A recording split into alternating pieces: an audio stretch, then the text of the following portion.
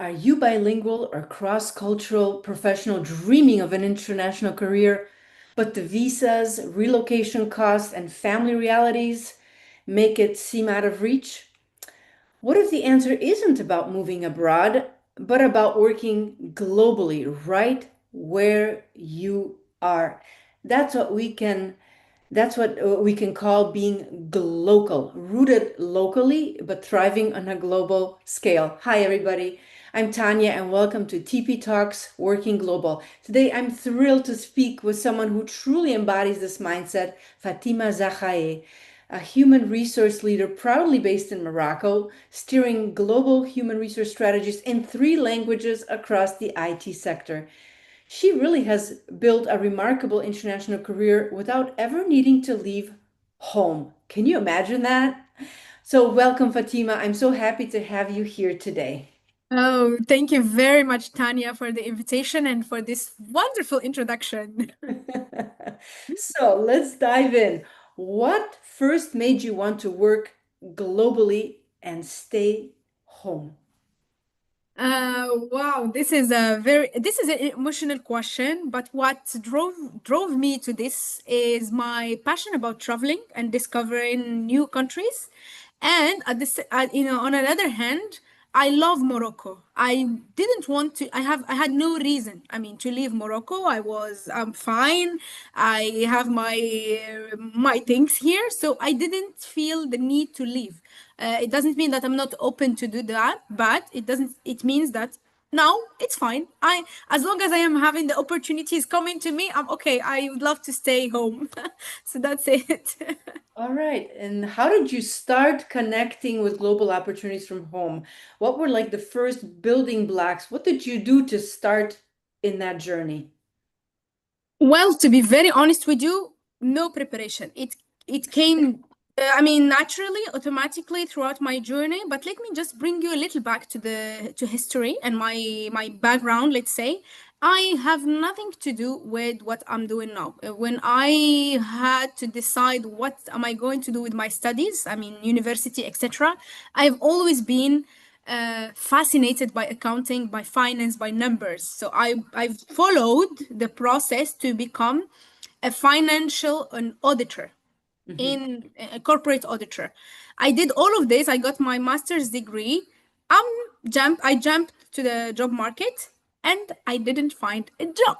Uh, in Oh, finance and auditing, what I love, and then I decided just to get whatever open for me, and then see what the future is hidden, with always the idea of going back to finance and doing finance.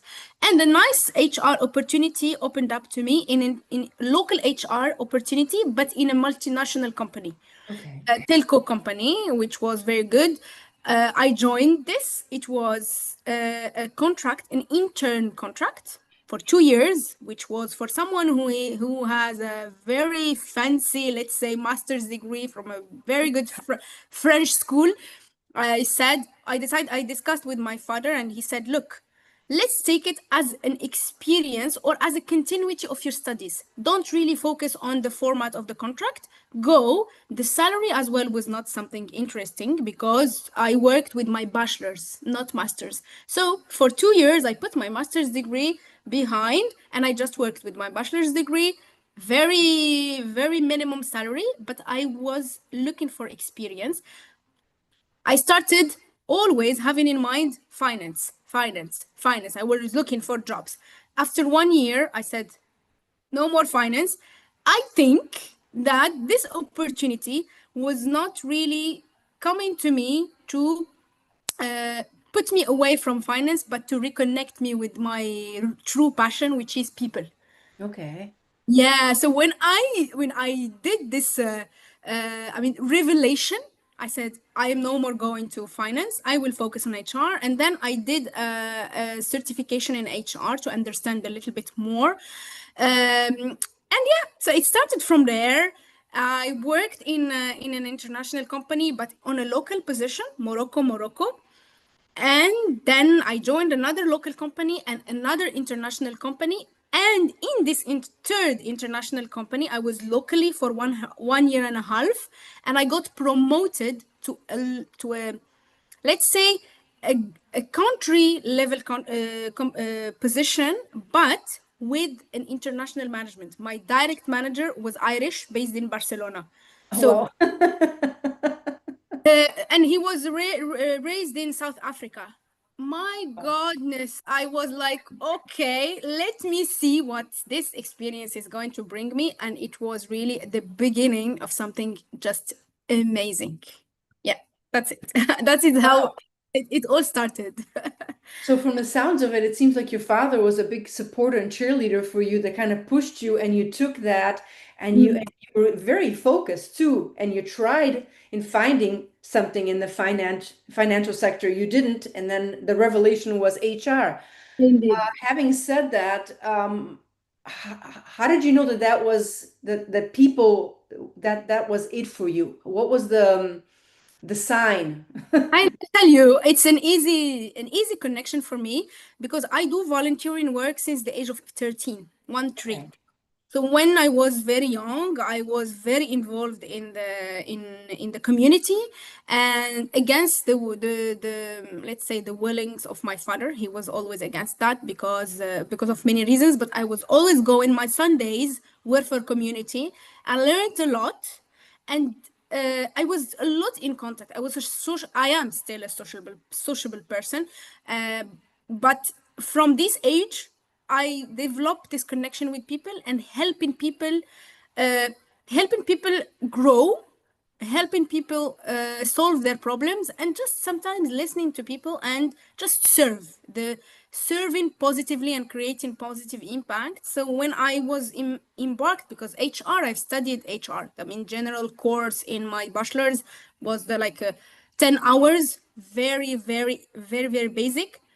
I didn't get this connection. I was more finance and marketing than HR. And then when I worked in HR, it's like 2 years reconnected me. I mean, 1 year because I stayed 2 years in this company. 1 year with a daily connection with people, a daily connection with problems, a daily connection with different stories.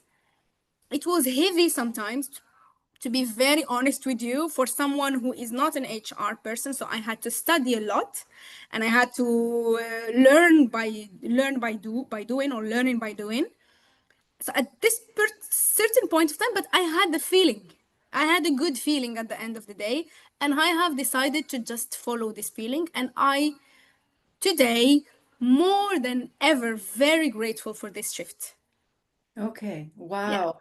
And you were very persistent. I mean, sometimes it's not easy to be persistent. And sometimes, when things get tough, you say, okay, forget it. I'm dropping this and going somewhere else. What kept you going? What was it that kept you going? Uh, Well, I tried not to cry, but I lost my father in the middle of this year. So I started working on Mm, 1st of September.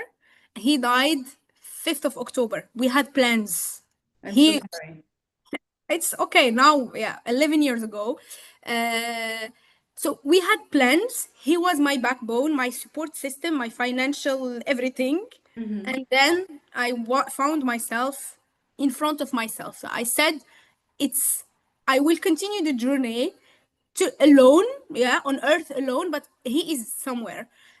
So that's what kept me going, honestly. And I tried to create positive feelings from this experience. It's just not forced, but um, I try to turn it not to be forced, but to choose, because when we choose, we are more relaxed. Hmm. Yeah. Hmm. Oh, fascinating, fascinating. So, what's been the biggest benefit, and maybe also a challenge of working this way, being glocal, working from home and being international? Oh my God. Lots of challenges, let's say. Um First thing first, it's ego. We always think that we know everything. We always think that our vision of life is the right one. We always as well think that we don't need to do the effort because we are at a certain position that other people should do the effort.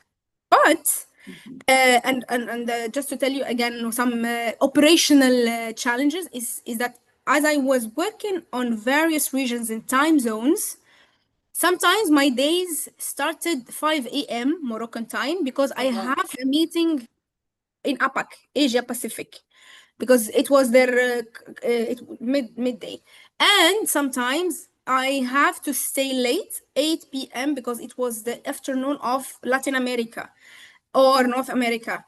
On another hand, uh, for many years I've never took my lunch break on the normal hours, Mhm. in the central normal hours, because this time we have meetings to connect everyone from all regions. Okay. To be very honest with you, I have never felt myself forced to do this. It was part of the game. It was just amazing because there is a personal connection with that. I love multicultural teams. I love cultures, and I am a traveler by definition. So for me, this was beyond a business topic. Was beyond a business conversation. It was more a connection. We were like running to get to this meeting because we were connected, and everyone has a perspective. And in many positions I hold since 2018, I've never had a Moroccan manager. Irish, Oh. Canadian, England, yeah, UK, someone from the UK, Egyptians, and now French. So it's uh, it's really a huge, let's say, multi. It's a mix between personal things and professional things, and when you find the right balance, it's done. You got it, and you feel just good at it. Okay. Well, at the same time, as it's a benefit because you're really working internationally with so many diverse group of people. Even the Englishes is different. I say Englishes on purpose because, everybody's speaking not just an accent, but the wording is different. True. At the same time, there are some challenges. What would you name one or two challenges in this? Because even though it's great, it's exciting and you're moving along, or sometimes not. What is something that you're like, oh gosh, this is a real headache? Uh, okay. The challenges are, as you said, language, because we had to speak one language so everyone will understand, and to make sure that we are inclusive, especially when you are a manager. That's one. And not everyone in the team understands English. So first you will have to speak English, and then if and you need to make sure that everyone got the message correctly, so the actions behind won't be different than what you are expecting. So there is a double work to go in your one-to-one meetings. So another challenge is that you are always on meetings when you are in a when you are in a I mean global role, because you are not working on the ground. You need to know what is happening on the ground via your team, and sometimes you don't have a team. So currently, I don't have any team member directly reporting to me, but before I had seven spread Oh, over wow. Middle Africa and Russia. So I had someone in Russia, two people in Madagascar, one in Mauritius, Morocco, Egypt, and my peers were in Canada and in India. Honestly, Right. so it is this. So it is the challenge was to speak a language that everyone understands, so you are not doing double efforts once the action is done and it is incorrect. That's one. Two, another challenge was to push people to speak, because not in every culture everyone speaks in front of hierarchy. When we are in a meeting, Interesting. yeah. So in when we are in meetings, you will, for example, ask a question. People will have a very good answer or a very good proposal or a suggestion, but because you are in the room, they will not tell you. Interesting. Are waiting for top down, by respect. It's not because they don't know, but because they are respecting you. And once you understand this, Tanya, you start diversifying your ways of working. And what I did, and probably we can speak about best practices after in a while. What I personally did is that I for some projects, I was not the leader. I didn't lead projects.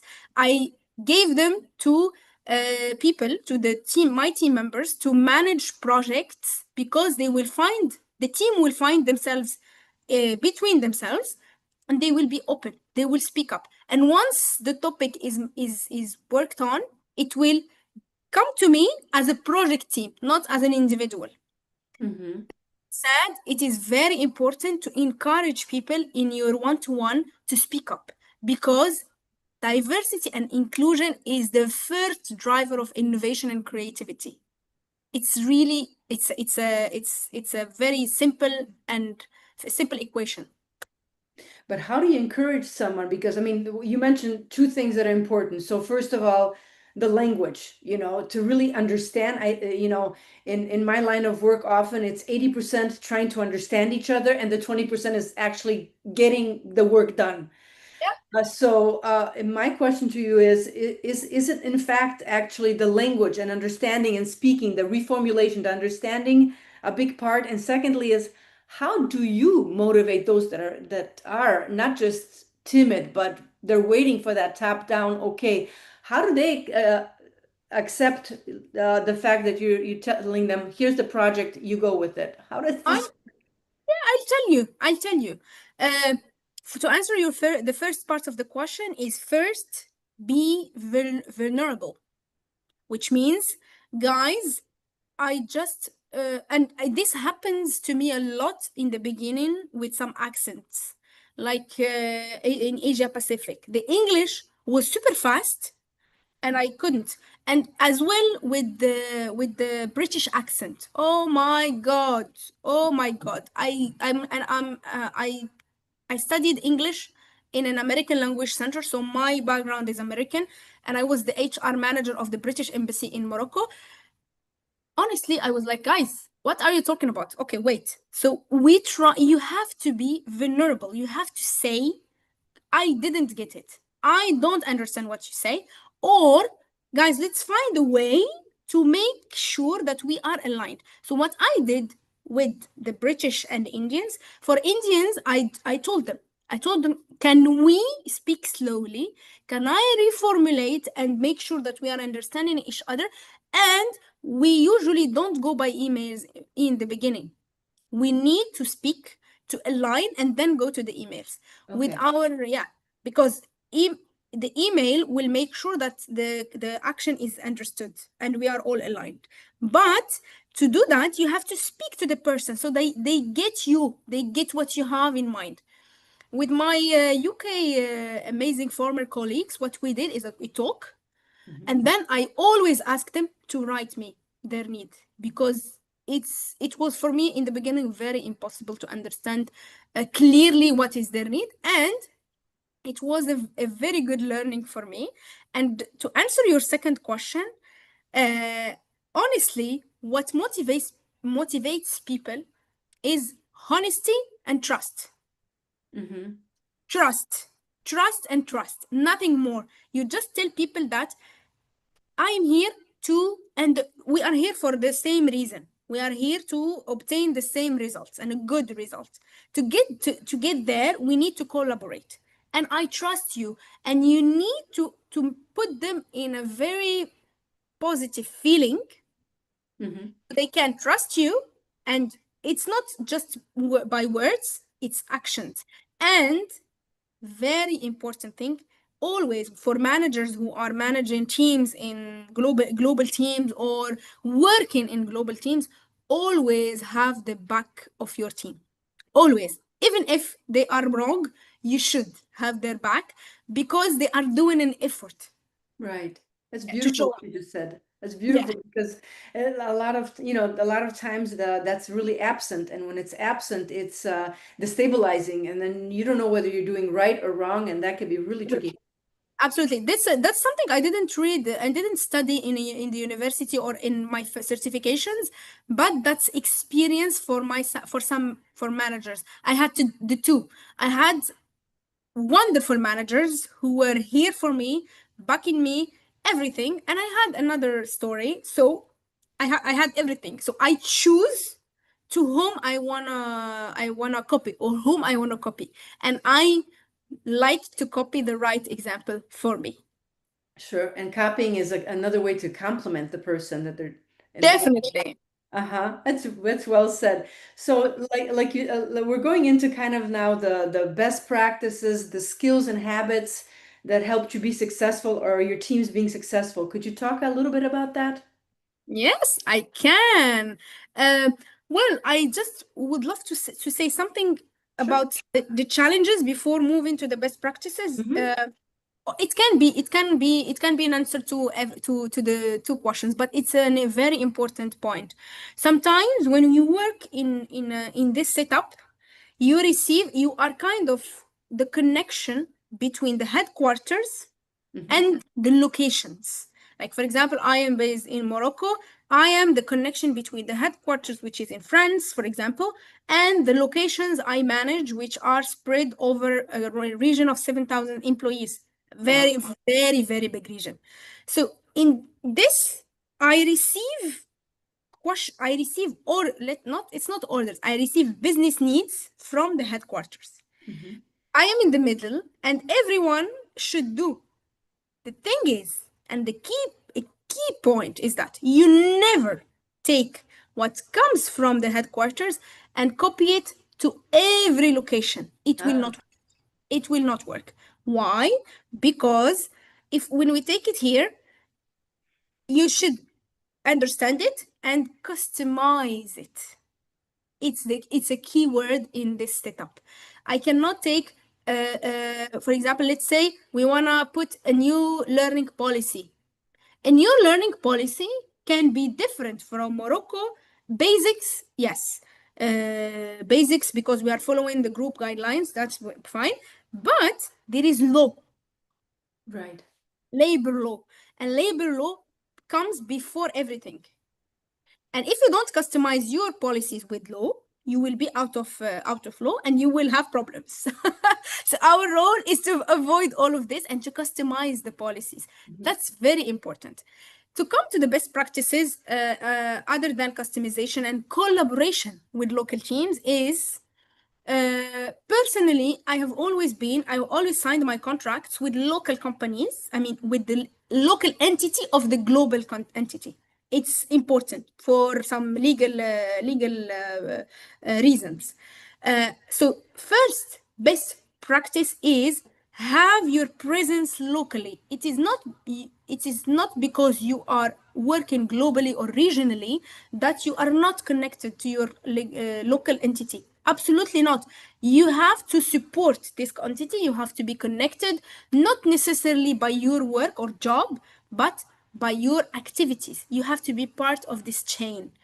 Have good relationships with the people, decision makers, boards, teams, etc. It's helpful. It will help you keep socializing and feel the belonging. That's one. Two, very important point, being curious. Informations will not come to you directly, and you will sometimes be frustrated because you don't understand something in a meeting, but it's just because you're part of the job. When you decide to work globally or regionally, you have a work to do. It's not a business work. I mean, it's not you learn a new HR tool or no. It's culture. You have to learn about the culture. So being curious, learn about the country, you have to work on or you have to manage. That's one. Organize. Personally, what I do is that whenever I have a multicultural team, I always organize a Friday informal meeting. Mm-hmm. One Friday per month, last Friday or first Friday of the month, it's our informal meeting where everyone is there. We don't speak any word business. We what we do is we talk about our countries, our weekends, our cultures. If there is a festivity, if there is a religious celebration, we talk about all of this. And what we do as well is that if I am from Morocco, I will do a presentation about the country. If someone from Russia will do the same, others from Mada will do the same. So it gives the whole team this idea or this open or this background to understand where these people is coming from and why they are reacting this way. third element or fourth element, I stopped counting. I I personally always travel to the countries I manage, Okay. either for business, but since COVID, unfortunately, or fortunately for businesses, but unfortunately for people, we have a lot of budget issues, and Zoom, Teams, etc. They think some companies think that they solve issues, but they do not. Nothing replaces face-to-face meetings, at least once per lifetime. So what I do, if I have an opportunity to travel, and I traveled a lot across the world with the business, but I travel myself. I am a traveler, so I use this excuse to go and visit. And one of the countries I visited recently on my personal budget was Singapore. It's Okay. something I wanted to discover. I just said, okay, let me go. And many other countries. So this is very important. If people have this opportunity, it's great thing. Another one is watch movies or documentaries about the countries and the cultures you are interacting with. And really, Tanya, it has a lot to do with your personal interest and your personal work. Mm-hmm. Sometimes HR or finance or whatever the job you do is technical. And technical is not always important. It's yeah, it is to get the job done. But to bring people all together to make a decision, or to to have a good relationship or a nice atmosphere, you should be curious, and you should show people that you are interested by their lives and you understand their reactions. And last, probably last one, or one of the best practices, I have a lot because I am in this setup for many years, and I don't want to leave it. Honestly, it suits my career path perfectly. Is you never judge. Never judge. I mean, if someone tells you something, you need to listen and understand before judging. Because what is judging is your ego and your own perspective. And your ego and your own perspectives are not always right. So you should be an open-minded person. You have to be very flexible to change, because you don't know it all. It's very normal. And listen, listen, and listen. Okay, okay. Yeah. And something that goes along those lines is being resilient and patient, and not just have things like like it's not like when you're Googling something, in a second you get it. We don't function the same way, right? Absolutely, absolutely, because there is people in the middle of it all. It's not always AI or technology. No, no. When we are working in multicultural environments, you have the main thing you are dealing with is people, and people have emotions. So once the emotions are touched, if they are touched negatively, they will remember, Mhm. and the relationship will be touched, and I'm not sure if we will get along. But when the emotions are touched positively, you are sure that you are going to excel, and you are going to get a good relationship with this person. And even if you are not, I mean, you are not aligned on the business side, Mhm. you keep the conversations going until you find a common ground. Okay, okay. So communication, relationship, Yeah, getting to know each yeah, other off work, before getting on work, and curiosity. totally, absolutely. Okay, good advice. So, as we're closing this wonderful chat, I think we can go on forever. Yeah, I wow, gotta it's very, say. very passionate. No, for others who are watching this and saying, I still want to find that global career from home, where should they start? Oh, that's a very interesting question. Well, they first thing first, they should explore where in the company where they are now. Okay, that's the first thing, because personally, my first experience started when I was promoted internally, and then COVID hit, and um I just made a sacrifice. So people should be ready to make sacrifices. Mm, Generally, when you change your home country, or when you open up to another to a global position, You should bear in mind that these companies are opening these positions broadly because they first think first, uh, they will pay less. Mm. Okay, that's one. That's not one, but not very, not by order. That's not really the very important element. The For me, the main element, because they are looking for expertise. And honestly, what if I have one advice to give to people, it's not because your superpower is not knowing three languages or five or seven. No, your superpower is, are you able to think in five countries or in five worlds? Uh-huh. Really? Because, okay, let's say I speak English, French, and Arabic, fine, but am I able to think like French people or English people or Arabic people, but from not from Morocco? This is why I was mentioning before, you have to work on yourself, level up, because companies will look for you. And when you apply, you will tell them, because in your CV and in your motivation letter or cover letter, you have to show the hiring manager or hiring team that you have an additional thing than the others, which is your cultural addition, which is your lenses. How do you see the world, and how are you able to translate the cultures and connect with the cultures while you are sitting really from your home? And when we are talking, you are working globally, and you are working globally from your home country, it doesn't mean that you are working from a couch. Absolutely not. You go to the office, because except remote, fully remote works jobs, this is an exception. But when you should be really ready to make sacrifices, you should work on yourself.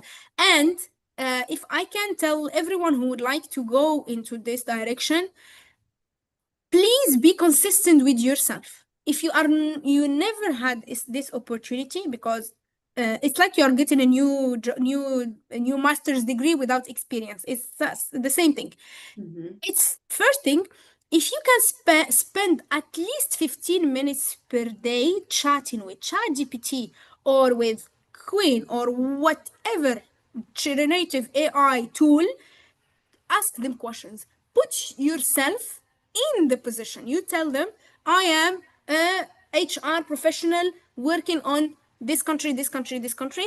Give me how people see communication in this country, how people see authority in this country. So this is really very important to learn before you do, to be ready, because companies, once you will start talking to them this way, they will understand. And another element which is very important, and I was really subject of this, I will call it unconscious bias. A lot of recruiters or a lot of managers, sometimes they link your age to your competencies.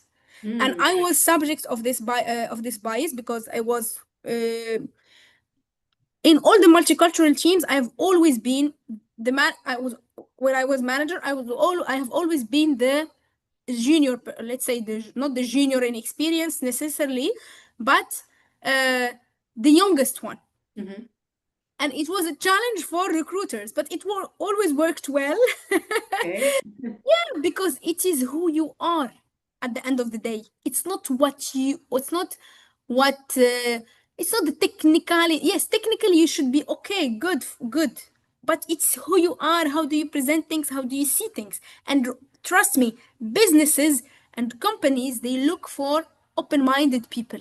We are in a very different era than what we have seen before COVID.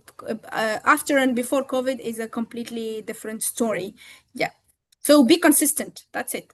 Okay, yeah. So it seems like we're talking about what helps you get to the next step, it's basically having this flexibility, this cultural agility, flexibility, and keep on asking and keep on going, and resilience as well, because somewhere along the way you have to be resilient to keep on going, Definitely. right?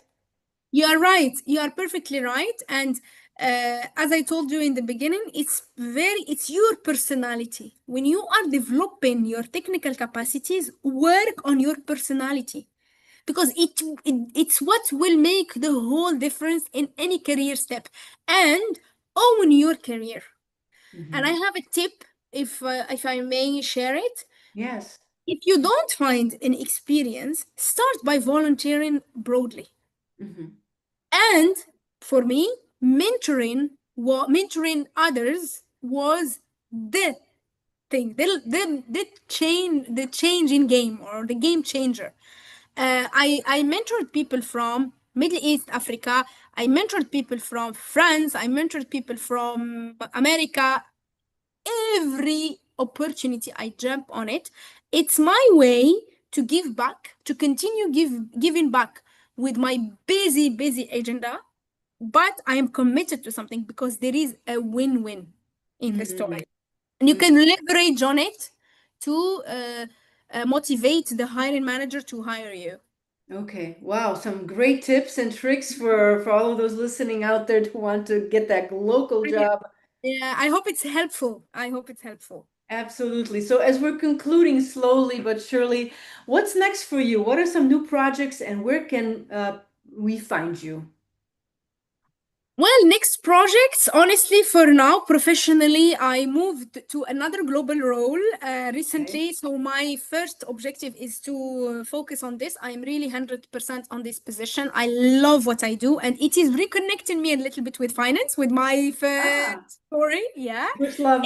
It's compensation, yeah, it's compensation and benefits. It's an HR, but in a finance way. Nice. Very exciting and I love it. So my professional journey, I'm on that 100%. On another hand, I launched a podcast earlier this year and I am really happy and very grateful for this journey. It's another way from me to give back to the community, and I was very happy to host you in this Tanya early this summer. Um, this is what I do, and I continue learning. I don't stop. I am a not I don't stop. I mean, okay, today with the KPIs I have in mind, this is what I want to do. But you never know. You never I don't think about tomorrow a lot, to be honest with you. I'm focusing. So you can find me on the podcast platforms on LinkedIn, Instagram, Apple Podcast, Spotify, and you can find me on LinkedIn as well. If people want to chat or have a discussion, I will be very happy to have that and to connect. Wow. Well, thank you very much, Fatima Zahrae, for sharing these insights on navigating the beautiful complexities of working globally. To our listeners and followers, you've just heard from someone who's turned their trilingual and cultural assets into a competitive advantage locally on a global scale. If you found value in today's chat, connect with Fatima Zahrae. Information is right in the caption. And thank you for joining us on TP Talks Working Global. I hope you've discovered at least one little golden nugget to guide your international job locally. Keep following for more stories that illuminate life and careers globally and across cultures. Until next time, keep your feet on the ground and keep reaching for the stars. Thank you, Fatima. Thank you to everybody. Thank you, everyone. Take care.